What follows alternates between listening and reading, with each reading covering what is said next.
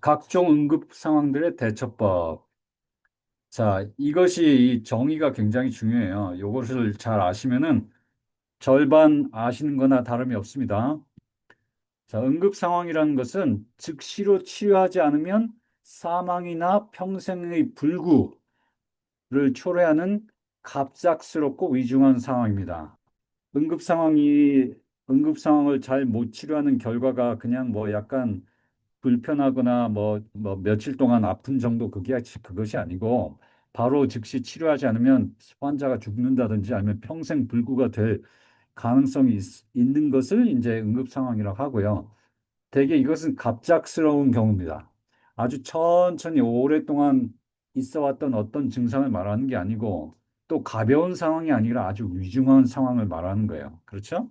그래서 모든 사고와 모든 급성 질환이 다 응급 상황인 건 아니에요. 그렇죠? 갑자기 감기에 걸렸다고 해도 그건 응급 상황 아닙니다. 왜냐하면 위중하지 않으니까 갑작스럽긴 하지만 위중하지 않으니까 어, 누가 이렇게 넘어졌는데 여기 좀 이렇게 좀 여기 상처가 났어요. 이제 팔에 좀 상처가 났어요. 그것은 갑작스러운 상황이지만 위중한 상황도 아니고 사망이나 불구를 일으킬 가능성이 거의 없어요. 그러니까 응급 상황이 아니겠죠. 거기에 대해서 우리가 조금 더 보겠습니다. 자, 여러분 그 응급 상황으로 판별될 때는 지체 없이 911을 불러야 돼요. 예, 그, 그 한국에서는 119죠? 예. 지체 없이 구급차를 부르고, 그 다음에 응급 상황이 아니고 거의 그쯤 되는 것 같다 할 때는 누구한테 이렇게 연락을 하세요. 여러분들이 잘 판별을 못 하시겠으면 이렇게 연락을 해서 물어보는 게 좋고, 물어볼 사람 없으면 그냥, 어, 응급실이 아니더라도 그냥 가까운 병원에 그날 예약을 해가지고 그날 찾아가면 좋겠어요. 그냥 미국 같은 경우에는 urgent care에 간다든지. 그런데 여러분이 생각할 때 응급 상황이 확실한 것 같은데 환자가 가기를 거부한다. 나는 안 갈래요. 그러면 환자 그 결과에 대한 그 책임을 져야 된다고 얘기를 해야 돼요. 그렇죠? 그다음에 보호자한테 연락을 해서 우리가 이렇게 이렇게 해서 우리 집에 있던 환자를 우리 교회에 있던 환자를 여기다 보냅니다. 이렇게 가족들한테 얘기하는 게 우리가 책임감 있는 자세겠죠? 이제 낙상에 대해서 먼저 보겠습니다. 이게 굉장히 흔하니까요. 여러분이 교회에서 건강 프로그램을 할 때 아니면 가정에서 요양 프로그램을 할 때 이런 일 생길 거예요. 언젠가는. 예. 뭐 어디서 떨어진다든지 넘어져 가지고 다치는 경우. 이럴 때 이제 어떻게 넘어졌는지 우리가 알아야 돼요. 이게 어떻게 이렇게 걷다가 어디에 걸려서 넘어진 거랑 갑자기 실신해가지고 의식을 잃어갖고 넘어진 거랑 틀리거든요. 그러니까, 예, 어떻게 넘어졌는지 기억을 못하면 기절해서 넘어진 건 아닌지, 실신한 건 아닌지 우리가 의심을 해야 되겠어요. 낙상이 이렇게 가벼운 경우가 있죠. 어떻게 봐도 이렇게 가벼운 경우 이렇게 내가 여기 걸려서 넘어졌는데 다행히 내가 여기 의자가 있어서 그걸 짚었어요. 그래서 많이 안 다쳤어요. 그러면 환자가 다 기억하고 있고 이렇게 크게 안 다친 것이 확실하고 그러면 뭐 여러분이 아는 상식으로 치료할 수 있겠죠? 뭐 이렇게 데일밴드 붙여주고 얼음찜질 해주고 뭐 이렇게 삼각대 이렇게 팔에다 대주고 그래서 이렇게 안 움직이게 해준다든지 뭐 이렇게 그렇게 할 수 있습니다. 뭐 응급실을 가지 않아도 될 거예요. 그럴 때는 어, 낙상이 있을 때 이제 골절이나 탈골이 있는지 알아보기 위해서는 반드시 좌우를 이렇게 비교해 봐야 됩니다. 환자한테 걸어보라고 그래요. 좀 걸어볼 수 있겠어요? 이렇게 한번 움직여 보세요. 이렇게. 친 쪽에 못 움직이는 부위가 있는지, 예를 들어서 오른팔은 잘 움직이는데 왼팔 움직이는 건 못한다든지, 예? 아니면 이렇게 둘을 비교해 보니까 한쪽이 짧아졌든지 이상하게 구부러져 있든지, 뭐 그러면서 아프다고 하면 이거 부러진 게 아닌가 생각해야 되겠죠. 여러분, 이 사진을 보세요. 이쪽은 오른발이고 이쪽은 왼발인데 왼발이 조금 이상하죠. 너무 이렇게 확 돌아가 있죠. 그렇죠? 바깥으로 이렇게 돌아갔고 이 바닥에 이렇게 닿아 있어요, 완전히. 우리 이렇게 보통 상식으로는 이렇게 잘 못합니다. 근데 이 사람은 다리가 돌아가 버렸어요, 이쪽으로. 그리고 이쪽이 짧죠. 짧아요, 오른발보다. 이 사람은 대퇴골 골절이 있습니다. 대퇴골 골절. 그래가지고 대퇴골이 부러지면서 이렇게 휙 돌아가고 그다음에 짧아졌어요. 그렇죠? 이러면 걷지 못하고 여기 이 대퇴골 허벅지 부위를 너무 아파하죠. 이건 대퇴골 골절이니까 이건 병원 가야 됩니다. 네? 119 불러갖고 병원 보내야 돼요. 수술해야 돼요. 그다음에 이 사람을 보십시다. 이 사람은 뭐가 좀 이상하죠? 이렇게 반듯하지 않죠? 이거 움직이라고 하면 못 움직입니다. 아파가지고. 여기가 부러진 거예요, 여기가. 여기가 부러지니까 일자가 아니에요. 그렇죠? 이렇게 뼈를 만져보면 알 수 있습니다. 이게 일자가 아니고, 이상하네? 그리고 아프다고 그러고, 못 움직이고. 그러면 뭐, 부러진 게 거의 확실하죠. 그럼 병원에 보내야 합니다. 그렇죠? 자, 그래서 보십시오. 이제, 제가 이제 그 여러분들 핸드아웃에도 이렇게 그림을 그려놨는데, 이 마크, 이 표시가 있으면은, 그것은 119를 불러야 된다. 병원에 구급차를 불러서 가야 된다는 그런 뜻입니다. 아시겠죠? 아파서 한쪽 팔이나 손을 쓸 수 없거나 한쪽 다리를 못 쓰고 발을 짚고 일어서지 못할 때, 아니면 분명히 봤을 부러진 게 뻔하면은 이빨이 탈골이나 깨졌다 그랬어요. 골절이 어? 의심되는 상황이며 어쩔 어쩌면 때는 이빨이 나왔다는데 구급차를 부를 필요까지는 없으나 이빨이 당일 누웠다면서요. 정형외과 의사를 만나야 한다. 자, 그다음에 머리가 다치는 경우가 있습니다. 머리 손상. 이 머리 손상은 우리가 베개 싸움 하는 거 이게 아니고 뭐 이렇게 가볍거나 폭신폭신한 것이 아니고 딱딱하고 무거운 것에 쿵 부딪혔을 때 말하는 거죠. 뭐 바닥이라든지 벽이라든지 둔기에 쿵 하고 부딪힌 경우. 이럴 때 환자를 잘 눕히고 관찰을 합니다. 뭐 이렇게 찰과상이 있으면 이렇게 좀 닦아주면 되겠지만, 근데 환자가 예? 근데 이제 살짝 부딪히고 의식 변화, 마비 이렇게 한쪽이 마비된다든지 두통, 구토가 없으면 집에서도 관찰 가능해요. 근데 집에서 관찰할 때 주기적으로 이렇게 깨워줘야 돼. 이제 잠잘 때도 이렇게 의식을 잃을 수가 있잖아요. 그러니까 밤에 넘어졌는데 이제 잠을 자야 된다. 그러면 새벽에 이렇게 깨워가지고 한번 이 사람이 잘 있는지 의식이 돌아오는지 이렇게 좀 봐주는 게 좋겠어요. 그러니까 주기적으로 한 24시간 동안은 잘 관찰을 해야 되겠어요. 그런데 아주 큰 충격을 받은 것이 분명할 때, 아까 우리 이 그림에서처럼 이 사람이면 뭐 이 사람 머리 크게 다친 거죠. 아니면 그러면은 뇌진탕이나 뇌출혈을 염려해서 구급차를 부르는 것이 현명하겠고요. 그다음에 이게 쓰러질 때 벌써 의식을 잃고 픽 쓰러진 경우, 아니면 다친 다음에 의식 잃었을 때, 그다음에 넘어지기 전에 무슨 일이 있었는지 기억을 못 해요. 자기가 아침밥 먹은 것도 모르고 왜 내가 여기 왔는지는 모르고, 그러면 이거 문제가 있습니다. 그러면 뇌진탕이라는 것을 암시하는 거예요. 그 다음에 두피가 찢어졌을 때 두개골 손상을 의심해야 됩니다. 이게 이 두피가 찢어질 정도면요, 그 정도 충격이면은 그 밑에 뼈도 깨졌을 가능성이 있습니다. 그 다음에 이 딱 부딪힌 다음에 이 두피 그 아픈 여기에 상처 부위 말고 더 깊게 뇌 자체에 이렇게 통증이 있게 두통이 있는 것 같을 때, 그럴 때 우리가 뇌진탕 의심해야 됩니다. 그다음에 구토, 현기증, 경련이 있을 때, 경련이라는 거니까 경련 발작 말하는 거죠. seizure. 그런 게 있으면은 병원 가야 되겠죠. 두상. 예? 이건 이제 두피가 찢어지는 걸 말하는데요.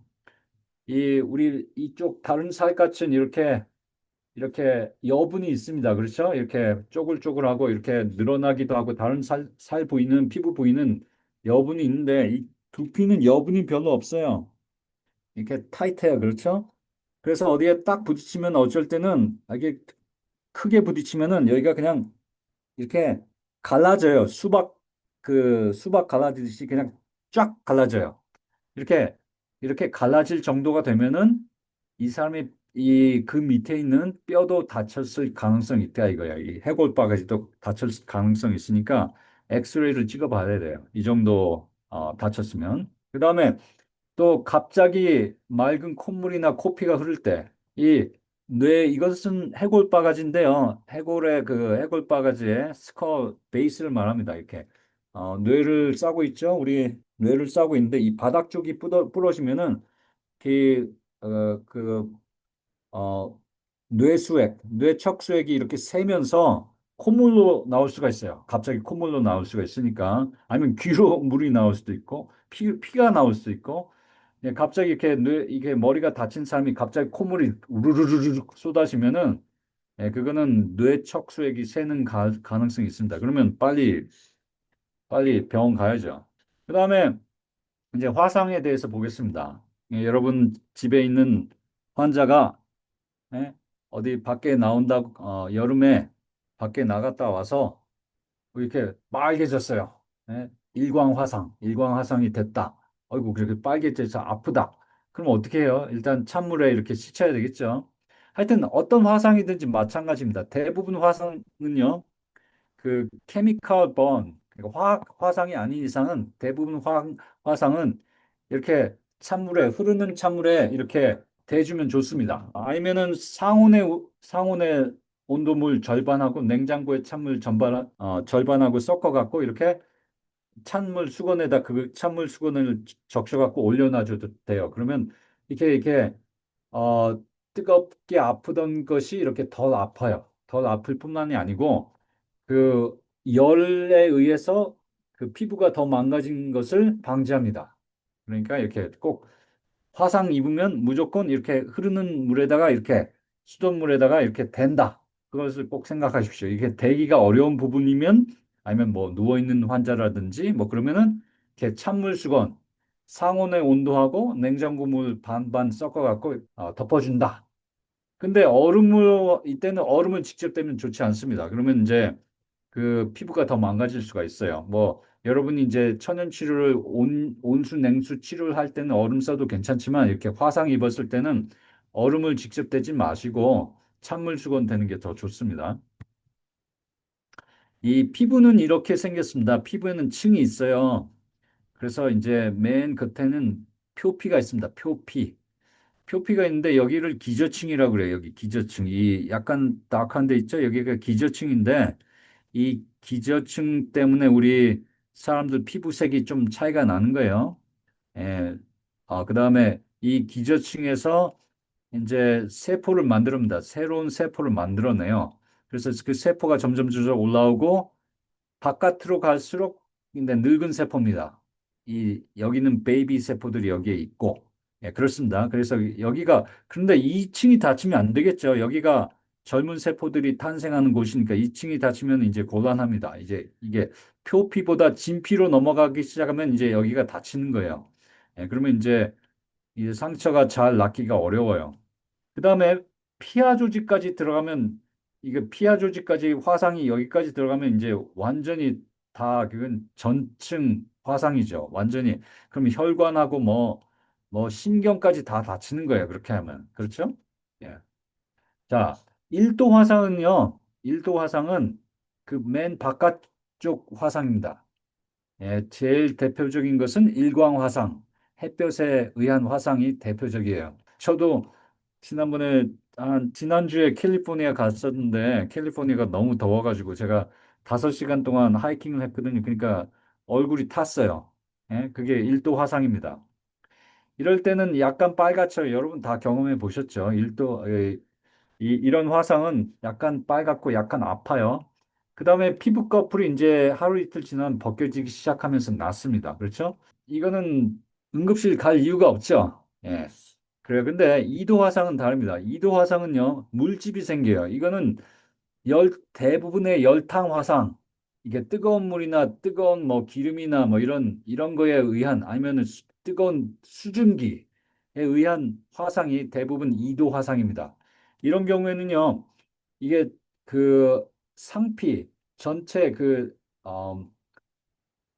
피부의 표층부 제가 잠깐 이 표피가 여기가 이렇게 갈라지는 거예요. 갈라지면서 이 반이 쭉쭉 갈라지면서 그 사이에 물이 차는 겁니다. 아시겠죠? 그런데 이 밑에 아직도 그 진피는 닫히지 않았어요. 이 이도 화상은.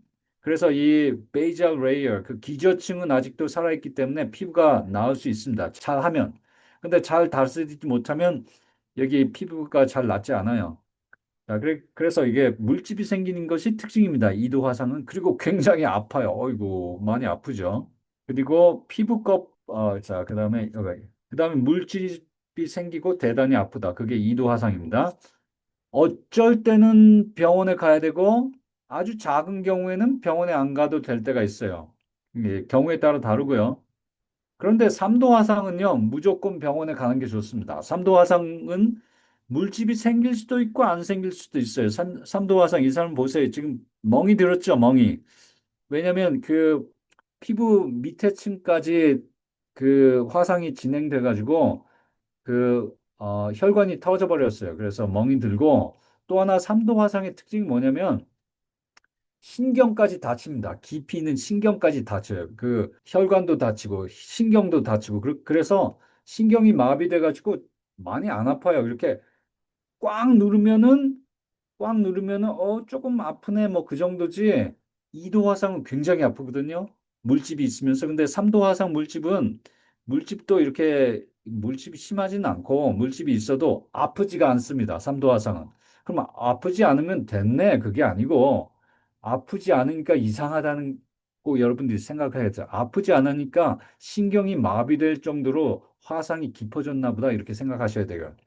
삼도 화상은 대부분 이렇게 불에 직접 데웠다든지 그 화염에 아니면은 뜨거운 뭐 밥솥이나 뜨거운 뭐 이렇게 부적갱이나 뭐 이런 거에 직접 댔을 때는 이, 이 뜨거운 온도가 확 이제 그 열기가 살에 전달되면서 깊게 들어가는 겁니다. 아시겠죠? 이건 피부 전체의 화상이고요. 아, 이거는 제대로 낫기 힘듭니다. 대부분 다 이렇게 화상에 그 화상 자국이 남아버려요. 예, 그나마 그 화상 자국을 최소화하기 위해서는 이제 병원에 가서 치료를 받는 거죠. 자, 2도나 3도 화상을 잘 치료하지 않으면요. 크고 두껍고 수축성 흉터를 남깁니다. 이 사람 보세요. 이 화상을 잘 치료를 못 해가지고 이 흉터가 남는데 이 흉터가 이게 보통 흉터가 아니고 이렇게 수축을 해요. 수축. 이렇게 구부러뜨립니다. 예? 그래서 이걸 끊어줘야지 이 손을 움직일 수가 있어요. 이 환자는 유명한 사람, 이지선 씨인데 이화여자대학교에 다니던 학생이었어요. 그런데 화상을 입어갖고 얼굴에 전신 화상 입었어요, 사실. 화상을 입었고 뭐 성형수술 여러 번 했는데 그래도 뭐 완전히 좋아지지 않았어요. 그렇지만은 꿋꿋하게 정신력으로 이기고 지금 사회복지학과 교수가 되어 있습니다. 그렇게 이기고 지금 아주 이지선이라고 이렇게 여러분 찾아보시면 나와요. 굉장히 유명한 사람이에요. 아주. 하여튼 2도나 3도 화상을 잘 치료하지 않으면 이런 결과가 일어난다는 걸 아셔야 돼요. 미관상 흉측하고 관절 부위에 그런 게 생기면 이렇게 관절을 못 핍니다. 그 다음에 어떤 구멍이든지 그게 눈구멍이든지 귓구멍이든지 어디 구멍이든지 이렇게 거기에 이런 2도, 3도 화상이 생기면 이렇게 쪼그라들어요. 예? 구멍들을 작게 해요. 그러니까 이런 거는 가면 좋아요. 병원에 가면 좋아요. 2도 화상 중에 예를 들어서 그것이 작다. 이렇게 물집이 작고 그냥 여기 조그맣게 있다. 뭐 그 정도면 안 가도 되겠습니다. 그런데 이도 화상이 하필이면 얼굴이나 머리에 있으면 그러면 보기가 싫겠죠. 나중에 잘못 치료했다가는. 그러면 병원에 가야 되겠고. 요도나 항문의 화상이면은 이게 어떻게 여러분들이 시츠베트 이렇게 좌욕을 하는데 좌욕물이 너무 뜨거워갖고 이 밑에가 다쳤다. 이도 화상이다. 그러면 생식기 부인인데 이렇게 구멍이 좁아지면 큰일 나죠, 나중에. 그러니까 뭐 가야 되겠고. 그다음에 사지를 둘러싸는 화상. 이, 그 말은요, 이 흉터가 이렇게 360도 이렇게 둘러쌌다. 이렇게 한쪽 면만 있는 게 아니라 이쪽으로 돌아가면서 다 있다. 그럼 나중에 이제 그 상처가 생겨가지고 이렇게 수축을 하면 이렇게 쬐매겠죠. 그렇죠. 이 손을 다 쬐매겠죠. 그럼 안 되겠죠. 그러면 흉터가 사지를 조를 수 있으니까 그러니까 병원에 가야 되겠고 입과 코 주위의 화상도 뭐 이게 얼굴이니까 가야 되겠고 관절 부위의 화상 이쪽에 예를 들어서 이렇게 손목 관절에 화상을 입었다. 그러면 이것도 잘못하면 이렇게 수축이 되겠죠. 그래서 손목을 못 쓰는 경우가 생기니까 안 되겠고. 그다음에 범위가 여러분들 손바닥보다 더 큰 범위. 여기저기 화상이 있는데 다 합쳐갖고 여러분 손바닥보다 큰 범위의 화상을 입었다. 그러면요, 이건 체액이 유출될 수 있습니다. 이렇게 그게 화상이 터지면서 뭐 감염되기도 쉽고 체액 유출되기도 쉽고 그러니까 병원에 가야 되겠고 아니면 화상 부위에 이미 감염이 생겨 버렸다. 응? 고름도 나오고 심하게 아프고 환자가 열도 나고 그러면 합병증이 생기니까 또 병원에 가야 되겠습니다. 자, 그다음에 삼도 화상 다 가야 된다. 그거 아셔야 돼요. 삼도 화상은 여러분 다시 기억하시자면 별로 아프지가 않습니다. 그렇죠? 아주 뜨겁게 됐는데 아프지가 않아요. 왜냐면 신경까지 죽었으니까. 삼도 화상은 병원에 가는 게 좋겠습니다. 아, 피부 이식이 필요한 경우가 많아요. 그럴 삼도 화상은. 그다음에 전기 화상. 이렇게 전기 화상은요. 이 피부의 화상 부위는 작으나 신경이 태우면서 몸을 지나갔기 때문에 신경에 문제가 생기기 때문에 병원에 가야 됩니다. 이 사람 보세요. 이 사람은 이제 전기줄에 노출이 돼가지고 이쪽으로 전기가 들어가서 어, 오른쪽 손으로 들어가서 전기가요 왼쪽 팔로 나왔어요. 한쪽으로 들어가서 한쪽으로 나왔어요. 그래서 이제 이 전기가 들어가고 나온 구멍에 조그맣게 화상이 있는데 이 화상 자체가 문제가 아니라 이 전기가 우리 몸의 전선은 신경이에요, 신경. 우리 몸의 전선은 신경이기 때문에 이 신경을 타고 쫙 타고 나왔어요. 지금 아마 심장까지 관통해 갖고 나왔을 겁니다. 그렇기 때문에 이 신경이 탔기 때문에 보이지 않는 신경이 탔기 때문에 이 사람은 병원에 가야 됩니다. 네, 검사를 해야 돼요. 아시겠죠? 전기 화상, 화학적인 화상도 마찬가지예요. 또 아니면은 화재가 난 집에서 이렇게 환자가 연기를 마시면서 빠져나왔다. 예, 보니까 뭐 화상은 안 입었어요. 그런데 예를 들면 숨을 헐떡거리고 그 다음에 입을 열어보니까 여기가 까매요. 입이 까매. 그러면은 연기를 많이 들어 마시면서 아니면 이 안에가 탔을 가능성도 있어요. 이 안에 속이 화상 입었을 가능성도 있어요. 그 연기를 흡인한 경우에는 또 병원에 가야 됩니다. 그다음에 이제 통증에 대해서 알아보도록 하겠습니다. 여러분이 이런 것 많이 경험하실 거예요. 만성 통증 환자가 예전부터 아팠는데 오늘 또 아파. 옛날하고 비슷하게 또 아파. 아이고 아프다고 그래. 또 아프다고 그래. 그러면 응급 상황이 아니죠. 갑자기 생긴 게 아니거든요. 갑자기 생긴 게 아니고 옛날부터 있었던 게 또 도진 거니까. 그런데 환자가 옛날에는 않았었는데 갑작스럽게 새로 아픈다든지 아니면 원래부터 있었던 통증이 오늘따라서 너무 심하다. 예전과 비교할 수 없을 정도로 심하다. 그러면은 이게 응급 상황으로 의심해야 되겠죠. 일단 여러분 이 만성통증 환자 같은 경우에는 환자가 아는 방법으로 아니면 여러분들이 아는 방법으로 이렇게 통증을 한번 제어해 보도록 시도할 수는 있어요. 예, 그런데 이렇게 해도 안 되고 저렇게 해도 안 되면 뭐 예, 병원에 가야죠. 그렇죠? 생전 처음 갑자기 심한 통증이 생기거나 예전과 비교할 수 없을 만큼 엄청나게 심해진 통증이 있고 자가 치료가 전혀 효과가 없을 때는 응급 상황으로 여기는 것이 좋겠다. 어, 제가 두통 있는 환자가 예를 들자면 제가 아스피린 먹고 물 먹으면 대부분 나아져요. 그래요? 그러면 그렇게 해보세요. 그렇게 해봤는데 한 시간 있어도 효과가 없고 오히려 더 악해졌다. 너무 심하다. 그러면 응급 상황으로 생각하는 게 좋겠죠? 심한 두통이 있을 땐 뇌출혈이나 뇌 손상을 의심해 봐야 되겠고 심한 가슴 통증이 있을 때는 식도 역류, 식도염, heart attack, 심근경색증이라고 하죠. 아니면 기흉, 폐동맥 색전증, 동맥류 등을 의심해야 되고, 여러분들 이거 다 외울 필요 없어요. 외울 필요 없습니다. 그렇지만 하여튼 심하면 가야 된다. 이 생각만 하시면 돼요. 심한 복통일 때는 위천공, 장천공, 신석, 콩팥의 돌, 담석증, 췌장염, 대동맥류 파열 등의 가능성이 있습니다. 그런 것 생각하셔야 되고, 그렇죠? 그다음에 이제 의식의 저하. 환자가 갑자기 선자세나 앉은 자세에 갑자기 이렇게 픽 쓰러졌다. 쾅. 예? 졸도를 했다. 그러면 어떻게 해야 될까요? 바닥에 눕힙니다. 그다음에 발을 올려줘요. 대부분은 기립성 저혈압입니다. 예? 앉은 자세에서 아니면 선 자세에서 픽 넘어진 사람은 이렇게 해주면 다 의식 돌아와요. 대부분. 예, 수분을 많이 취하게 하고 눕거나 앉아서 안정을 취하게 하면 돼요. 그다음에 여러분 할 수 있으면 이제 맥박도 재보고 혈압도 재봅니다. 그다음에 의식도 좋아지고 맥박도 좋아지고 혈압도 좋아지면 뭐 응급상황 아니에요. 예, 그런데 이렇게 의식의 변화가 있는 사람이 이렇게 자꾸 이렇게 졸려하고 이렇게 쓰러지려고 그러고 일어나지 못하고 근데 이렇게 눕혀놔도 의식이 돌아오지 않으면요 또 이름을 부르고 흔들어도 의식 전혀 반응이 없으면은 그러면 구급차를 부르는 게 좋습니다. 그리고 구급차를 기다리는 동안 맥박도 재보고 산소도 재보고 뭐 혈압도 재보고 혈당도 재보고 여러분들이 하실 수 있는 대로 이렇게 한번 체크를 해보세요. 예. 이렇게 5분, 10분 기다려도 의식이 좋아지지 않으면 이렇게 구급차 부르는 게 좋습니다. 그다음에 경련 발작.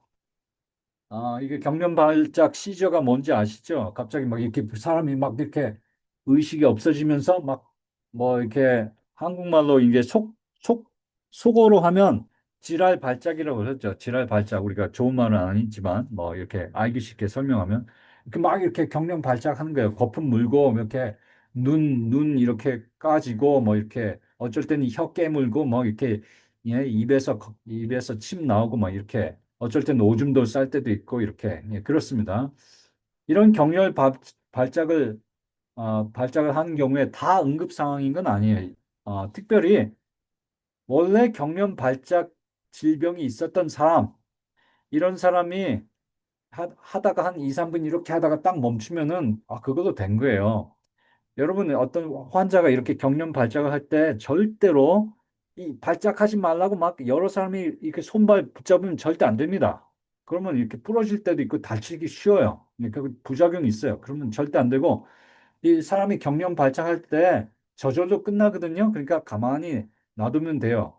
단 이게 안전할 수 있도록 이 사람이 이게 의식이 없지 막 이렇게 손발을 흔들기 때문에 옆에 뭐 칼이나 뭐 뜨거운 거나 뭐 이런 거 치워주고 그다음에 이렇게 옆으로 좀 눕혀주세요. 이렇게 어쩔 때는 토하거든요. 토하고 이렇게 그게 구토한 것이 폐로 들어가지 않도록 이렇게 옆으로 눕혀주면 이렇게 토를 하더라도 옆으로 나옵니다. 이렇게 누워서 토하면은 폐로 들어가지만 이렇게 옆으로 눕혀지고 뭐 푹신푹신한 거 옆에다 베개라든지 뭐 이렇게 대주고 그렇게 경련 발작 끝내게 놔두면 돼요. 절대로 붙들지 마십시오. 그런데 이 사람이 평생 경련 발작 안 하던 사람이 처음으로 했다. 그때는 응급실 가야 됩니다. 이건 뭐가 문제가 있는 거야. 아니면 원래 경련 발작을 하던 환자라도 5분이 지났는데 안 멈추는 경우, 예? 아니면 예전에는 한 달에 한 번씩 경련을 했는데 지금 여러분 집에 와서는 지금 하루에 두세 번씩 경련한다. 그러면 이건 문제가 있는 거예요. 아마 그런 경우도 있을 수 있습니다. 이게 경련 발작을 하던 사람이 내가 이제 천연 치료를 하니까 어? 이제 약 안 먹어도 되겠다. 그 약 딱 끊어버리면은 며칠 이내에 이렇게 생길 가능성이 있어요. 그렇죠? 네, 그러니까 여러분들 이거 잘 상식적으로 알아두십시오. 출혈에 대해서 하겠습니다. 코피는 자주 일어나죠. 코피 대부분의 경우에는 이렇게 머리를 약간 앞으로 숙입니다. 그다음에 코를 막아요. 코를 꽉 잡고 한 10분 정도, 10분 정도 이렇게 되고 있어요. 그러니까 머리를 앞으로 약간 숙이면서 뭐 완전히 숙일 필요는 없고 약간 숙이면 돼요. 예. 그래서 한 10분 정도 지혈이 그래도 안 되면 이제 꺼지나 솜이나 뭐 아니면 클리넥스나 이런데 바셀린을 발라주세요. 바셀린을 발라가지고 그렇게 이렇게 막아주는 겁니다. 바세린이 없으면 그냥 여러분 그냥 크림 발라도 돼요. 크림. 뭐 핸드크림 뭐 이런 거 있죠. 약간 좀 이렇게 질퍽질퍽한 거, 오일리한 거면 더 좋고 아니면 그냥 크림 발라요. 그냥 크림 발라가지고 예? 여기다 이렇게 넣어줍니다. 근데 상처에서 나오는 피는 이렇게 어디에 찰과상을 입었는데 자꾸 피가 나온다 그러면 이렇게 두껍게 이제 깨끗하게 해준 다음에 두껍게 이렇게 꺼지를 접어가지고 붕대를 감으면은 이렇게 압박 효과가 있겠죠? 그다음에 이제 한 30분이 지나면 약간 느슨하게 해줘가지고 이렇게 피가 통하게 조금 해주고 약간 느슨하게 해주면 돼요. 예, 그렇게 하면 되겠고. 그런데 어떤 치료를든지 간에 여러분들이 이렇게 try 이렇게 노력했는데도 계속 30분이 지나도 계속 나온다. 그러면 병원에 가는 게 좋겠고 또 코피 이 바깥으로 나오는 게 아니라 계속 목으로 넘어가고 막 기도로 넘어가고 막 그런다. 네, 아이들 계속 코럭코럭해서 막 피가 막 나오고 막 아이고 그러면 병원에 가는 게 좋겠죠. 기도에 자꾸 피가 들어가지 않게. 그다음에 소변에 피가 나온다. 이 경우에는요. 소변에 피가 나오는 경우엔 대부분은 이것 때문에 쇼크 이렇게 피가 너무 철철 나오는 경우는 드물어요. 혈뇨는요, 응급 상황은 아닙니다. 그렇지만 대개 이제 그날이나 다음날 의사한테 찾아가는 게 좋겠어요. 뭐 119까지 부를 필요는 없어요. 혈뇨는. 예. 그런데 혈변은 조금 틀려요. 혈변이 있으면서 이렇게 혈변은요, 두 가지입니다. 이렇게 상부 위장관, 이렇게 위장에서 이렇게 피가 나오는 경우에는 이 피가 이렇게 장을 통과하면서 소화가 돼버려요. 그래서 선지처럼 나옵니다. 선지처럼 나오게 되고, 그런데 하부 위장관, 이렇게 대장에서 피가 나오는 경우는 소화될 겨를이 없이 나오기 때문에 빨갛게 나옵니다. 하여튼, 빨갛든지 까맣든지 둘 다 위장관 치료를 말하는 거예요.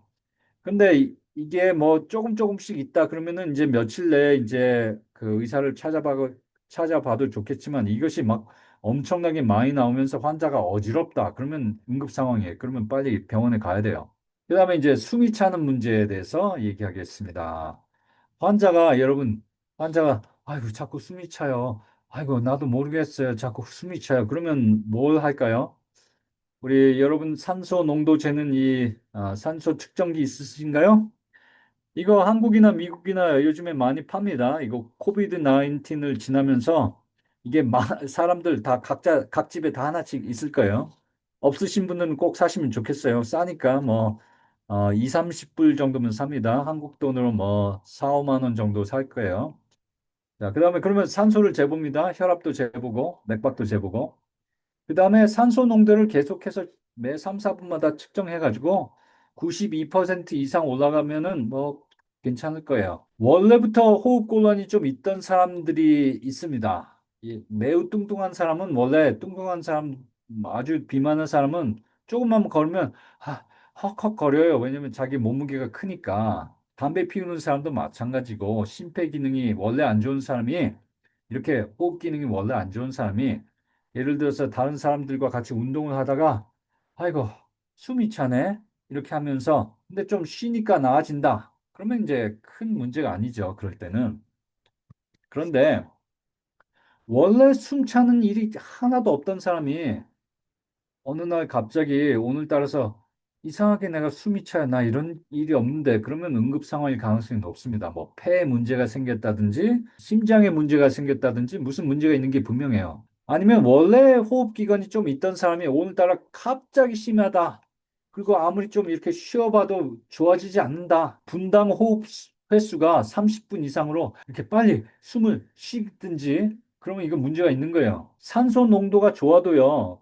이 산소 농도를 좋게 하기 위해서 그 사람이 숨을 굉장히 빨리 쉬어야 된다면 이건 문제가 있는 겁니다. 이렇게 사람이 숨을 빨리 이렇게 계속 쉴 수가 없는 거예요. 그러면 금방 지쳐버려요. 그 다음에 지치면 이제 산소 농도가 확 떨어집니다. 그러면은 병원에 가는 게 좋겠어요. 그 다음에 휴식한 지 10분이 지났는데도 산소 농도가 90% 이상으로 안 올라가요. 아무리 해도 안 올라가요. 예? 이렇게 심호흡을 계속 할 수는 없거든요. 심호흡을 해서 이렇게 90% 이상으로 잠깐 올라갈 수 있어도 이 사람이 하루 종일 심호흡하면 이게 꼬꾸라치는 겁니다. 그렇죠? 자기가 편하게 호흡을 하면서 이렇게 이게 산소 농도가 90% 이상으로 안 올라가면 이 사람도 병원에 가야 돼요. 그다음에 이제 중풍 증상에 대해서 보겠습니다. 이제 갑작스러운 중풍 증상들은요, 이런 것들이 있습니다. 하나는 눈을 감아 보세요. 그런데 눈을 못 감아요. 아, 아니면은 이렇게 입이 삐뚤어져 있어요. 입이 이렇게 돌아갔어요. 얼굴이 모양이 틀린 거예요. 좌우가 대칭이 안 되는 거예요. 그렇죠? 눈을 이렇게 돌려보면 이렇게 못 돌아갑니다. 한쪽 눈은 못 돌아가요. 예? 그리고 이렇게 한쪽을 이렇게 못 찡그려요. 찡그리기도 어려워지고 이것을 잘 관찰하려면은 그 사람한테 미소를 지어보라고 그래. 이 해보세요. 이게 보세요. 예, 저는 반듯하죠. 근데 여러분들 위해서 이제 튜닝을 하면 이렇게 하면 문제가 있는 거예요. 이렇게 한쪽만 이렇게 하면 문제가 있는 거예요. 네? 그다음 팔을 앞으로 뻗어보라고 그래요. 그러면 저는 이렇게 할 수 있는데 중풍 환자는 자, 팔 뻗고 눈 감아 보세요. 그러면 한쪽 발이 이렇게 내려갑니다. 자꾸 내려가요. 그다음에 다리 들어보세요. 한쪽 발 들어보고 양쪽 발 예? 들어보고 이름과 전화번호를 말해보세요. 제 전화번호는 828-577-5723인데 환자가 말하는 게 빠빠빠빠빠빠빠빠빠빠 그러면 아이고 이거 안 되겠다. 이거 중풍인가 보다. 그렇게 해야죠. 이렇게 말을 똑바로 못하고 예? 그다음에 일어나서 걸어보세요. 근데 이렇게 자꾸 한쪽으로 막 치우치고 막 한쪽으로 또 치우치고 어유 그러면 이거 중풍 됐다. 이렇게 생각하시고 병원에 보내야 되겠습니다. 이렇게. 자, 이 사람 한쪽만 보면은 잘 모를 때가 있어요. 그렇죠? 그러니까 양쪽을 보아서 비교하면은 알 수가 있습니다. 이 사람이 중풍인지 아닌지. 그렇죠? 이렇게 가려서 보면 확실하죠? 이런 중풍의 증상이 있으면요. 다 병원에 보내야 됩니다. 예? 갑자기 말을 못 하다든지 발음이 어눌해지거나 한쪽 근육을 못 쓴다든지 한쪽 팔이나 다리를 못 쓴다든지 한쪽 몸 한쪽이 자기 살처럼 느껴지지 않고 무슨 고무장갑 낀 것처럼 느껴진다. 예, 그런다든지 아니면 한쪽이 안 보인다든지 물건이 두 개로 보여도 그 눈 근육 그 주관하는 부위가 중풍이 왔을 가능성이 높고 일어서서 걸으라고 그러는데 자꾸 넘어지려고 한다든지 한쪽 발을 잘 질질 끌어요. 한쪽 발만 질질 끊어요. 오늘따라서 자꾸 질질 끌어. 그러면 그쪽에 중풍이 왔을 가능성이 높아요. 아니면 갑자기 멍해지고 헛소리하고 그러면 중풍 의심해야 됩니다. 그렇죠? 이 중풍을 의심할 때 빨리 병원에 보는 게 좋아요. 병원에 4시간 이내에 빨리 가면은 중풍을요, 리버스 할 수 있습니다. 중풍을 어떤 약을 줘가지고 막힌 혈관을 뚫어갖고 이게 평생 중풍 환자로 안 살아도 돼요. 예? 그렇기 때문에 빨리 보내야 되는 거예요. 그다음에 혈당 문제. 저혈당에 빠지면은 매우 허기가 지고 어지럽고 힘이 없고 식은땀이 나고 맥박이 빨라지고 심지어는 까무러치거나 경련을 할 수도 있습니다. 보통 사람 당뇨인이 아닌 경우에는 혈당 60 미만일 때 이제 저혈당이라고 생각하면 돼요. 그런데 당뇨 환자들은요, 특별히 혈당이 아주 오랫동안 300, 400이었다. 고 생각해 봐요. 그런데 여러분들 집에서 요양 치료를 받으면서 혈당이 잘 떨어지기 시작하는데 어느 날 90으로 떨어졌다. 보통 사람이면 90에서 어떤 증상이 아무것도 없거든요. 근데 고혈당으로 오래 지내던 사람은 정상으로 떨어져도 이 저혈당 증상이 나을 수 있습니다. 막 식은땀 나고. 그러면 그때는 저혈당 증상이 있을 때는 단 거 먹이면 돼요. 뭐 이때는 건강식품 그런 거 따지지 말고 그냥 무조건 단 음식 먹이는 게 필수입니다. 뭐 과자도 좋고 뭐 사탕도 좋고 아무거나 설탕도 좋고 하여튼 빨리 먹여갖고 혈당이 빨리 회복되게 하는 게 좋습니다. 이럴 때 뭐 건강에 좋은 고구마를 주면 혈당 잘 올라가지 않습니다. 그러니까 좀 불건강해도 단 음식을 주면 좋아요. 이럴 때는. 그다음에 단 음식을 준 다음에 이제 환자가 좀 이렇게 제정신 돌아왔을 때 한 1시간 있다가 또 재보세요. 이렇게 정상으로 잘 회복되었는지. 고혈당은요. 이게 당뇨의 기준을 얘기하면 당뇨병의 기준을 얘기하면 공복시 혈당이 126 이상일 때 당뇨 가능성이 높고, 그 다음에 식후 2시간 있다가 밥 먹고 2시간 있다가 잰 혈당이 200 이상이면 당뇨일 가능성이 높습니다. 뭐 그런데 뭐 이게 그러면 나는 그 공복시에 혈당이 160이에요. 나 응급실에 가야 됩니까? 그게 아니고 뭐 응급실에 갈 필요 없죠. 이게 당뇨로 진단받은 거지 당뇨로 진단받았다고 다 응급 상황은 아니거든요. 그런데 당이 300 이상이면서 계속 이렇게 재보는데 계속해서 높아진다. 이게 잘 좋아지지 않는다. 그럴 때는 의사를 보는 게 좋겠습니다. 여러분이 이제 여러분 집에서 이렇게 치료를 하는데 예를 들어서 환자가 300으로 여러분 집에 왔다. 당뇨가 300이다. 근데 며칠 동안 하는데도 좋아지지 않고 이게 자꾸 올라가려고 그래요. 그러면은 그 현대의학 치료도 병행하는 게 좋겠습니다. 저혈당으로 이 의식을 잃은 사람이 여러분들이 사탕도 먹이고 뭘 다 했는데도 20분이 지나도 의식이 돌아오지 않고 혈당이 계속 오르지 않으면 그러면 병원에 가야 돼요. 왜냐면 IV 이 수액 주사를 맞아야 돼요. 그렇게 혈당을 올릴 수 있도록. 어쩔 때는 이 응급 상황이 있습니다. 혈당이 굉장히 높으면서 막 토하고 배가 아파 할 때는 이 당뇨병성 케톤 혈증입니다. 이거는 응급 상황이에요. 이건 빨리 가야 돼요. 병원에 가야 돼요. 이 사람은 무슨 일을 해도 혈당이 내려오지 않습니다. 인슐린 주사를 그것도 이 정맥 주사로 맞아야만 이 혈당이 내려져요. 그렇기 때문에 병원에 가야 되는 거예요. 아주 높은 고혈당, 약 500이 넘는다. 예? 그리고 이 사람이 극심하게 탈주가 되어 있다. 뭐 이렇게 정신이 혼미해진다. 그러면 이 사람도 병원에 가야 돼요. 이게 수액 주사 맞아야 됩니다. 예. 혈압이 응급 상황. 요거는 이제 증상이 이제 저혈압에 대해서 먼저 말씀드릴게요. 이 저혈압이라고 다 증상은 아니고 또 저혈압이라고 다 나쁜 것도 아닙니다. 저혈압이지만 예를 들어서 혈압이 90에 50이다 아니면 80에 40이다. 그런데 환자가 하나도 증상이 없어요. 어지럽지도 않고 이렇게 잘 걸어 다니고 운동도 하고 그러면요 그건 괜찮습니다. 아무 문제 없어요. 예? 저혈압인데 증상이 없다 그러면 no problem. 그런데요 어, 혈압이 뭐 약간 저혈압이다. 아니, 보통 사람들한테는 이게 정상 혈압에 속하는 뭐 예를 들자면 100에 50이다.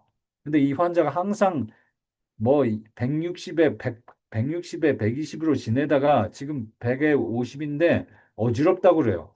증상이 있으면요, 그건 굉장히 위험한 상황일 수 있어요. 그 사람 병원에 보내야 되고 혈압이 굉장히 높다. 180 이상, 밑에 혈압은 120 이상 있으면서 또 증상까지 있다. 뭐 이렇게 토한다든지 뭐 안 보인다고 그러든지 심장이 아프다. 뭐 숨쉬기 곤란하다. 이거는 응급 상황일 수 있어요. 이 사람들 병원에 보내는 게 좋아요. 자, 요거는 이제 다 설명드리지 않고 표를 해놨으니까 여러분들 표 참고하시면 되겠어요? 자, 혈압을 제대로 재려면 최소한 10분 정도 안정 상태를 취해야 돼요. 예? 그다음 막 이렇게 밖에서 막 운동하고 들어왔는데 바로 혈압 재면 너무 높아요. 그러면 좋지 않습니다. 그건 잘 재는 게 아니에요. 최소한 좀 안정 상태를 취한 상태에서 이게 이게 중요한 게요. 여기 혈압 그게 커프 이거 커프라고 그러죠. 이 커프하고 심장 높이가 똑같아야 됩니다. 예? 이걸 이렇게 높아도 안 되고 이게 너무 낮아도 안 돼요. 심장 높이보다. 이게 심장 높이하고 같이 있어야지 정확하게 예, 혈압이 재지는 거예요. 그거 명심하시면 좋겠습니다. 이게 시간이 거의 다 됐기 때문에 제가 짧게 요것만 말씀드리고 마치겠습니다. 이 응급 상황을 결정하는 건 세 가지가 있다. 이 발생이 이게 급하게 발생된 거. 아주 갑자기. 이거 그냥 이게 조금씩 아프다가 갑자기 뭐 2, 30분 안에 그냥 굉장히 심하게 아파졌다. 이렇게 갑자기 아플수록 그다음에 심할수록 그 정도가 심할수록 그다음에 좋아지지 않을 때는 뭐 이것저것 해봐도 좋아지지 않을 때는 응급 상황의 가능성이 높다. 아시겠죠? 그러니까 이게 얼마나 중한가, 그 다음에 얼마나 빨리 시작했는가, 그 두 가지를 여러분이 잘 보셔야 돼요. 그리고 여러분, 거기에 여러분들 복습 문제가 있거든요. 여러분들 받으신 거에 거기 복습 문제를 풀어보시고, 거기 정답도 그 뒤에 나와 있습니다. 그러니까 여러분들이 그것은 숙제입니다. 자, 그러면 제 강의는 여기서 마치도록 하겠습니다.